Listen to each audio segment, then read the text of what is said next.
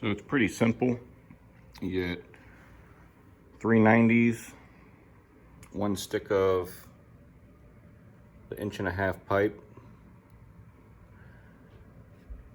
the coupler, 2 couplers, the coupler to hook to the 90, and then this needs to be threaded, and this needs to be threaded 1 inch.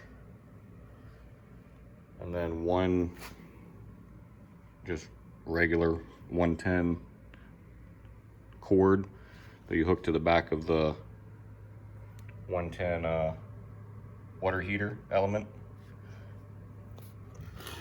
You screw that in.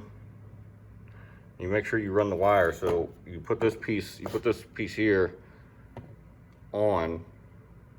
You run the wire. Just make sure you run the wire before you glue it all together, so you can, wire it up to the element, then run the wire up through. I put that there just so it can hang on the edge, so you have to measure to the bottom of your tank. And I also used, this is my old setup. I use it for a rinse tank now, but I use this heat mat thermostat. I don't have anywhere to plug it in right now, but you can set it to the temperature you want, and it has a thermostat on it